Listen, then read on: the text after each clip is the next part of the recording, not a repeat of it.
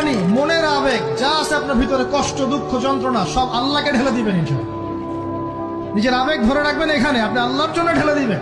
মানুষকে আবেগ দেখে কি লাভ? মানুষ আপনার চোখের পানির মর্ম বুঝবে? মানুষ কি মানুষের চোখের পানির মর্ম বুঝে? আপনার পিতা যদি মারা যায়, আমার কাছে এসে দোয়া চান কান্নাকাটি করে, আমি দোয়া করতে পারবো, কিন্তু আমি কিন্তু আপনার ফিলিংসটা বুঝতে পারবো না। আপনার অনুভূতি কে বুঝতে পারবেন? আল্লাহ পাক আপনার ঘাড়ের রগের চেয়েও কাছে আছে। সুবহানাল্লাহ।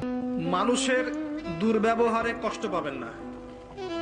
যখন কাছের মানুষরা আপনাকে কষ্ট দিবে, এবং কাছের মানুষ কষ্ট আপনাকে দিবেই, কাছের মানুষরা আপনাকে বেশি কষ্ট দিবে জীবনে, তখন আপনি কষ্ট পাবেন না যদি আল্লাহর জন্য ওদেরকে ভালোবাসেন, যে আমি তো আল্লাহর জন্য এই কাজগুলো করছি, তারা শুকরিয়া আদায় করলেই বাকি আর না করলেই বাকি, তখন আপনি কষ্ট পাবেন না।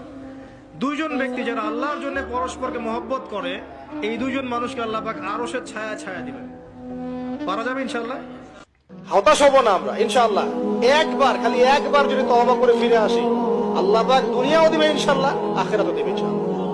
খালি একবার বলতে হবে আস্তাগফিরুল্লাহাল্লাযী লা ইলাহা ইল্লা হুয়াল হাইয়ুল কাইয়্যুম ওয়া আতুবু ইলাইহি। আল্লাহ, জীবনে যা পাপ করেছি মাফ করে দাও, আগামী জীবনে হায়াতের রিজিকে বরকত দাও, এবং পুরো জীবন যেন ইসলাম পালন করতে পারি, প্রচার করতে পারি, প্রসার করতে পারি, মানুষের মাঝখানে দিনের ভালো কথা বলতে পারি।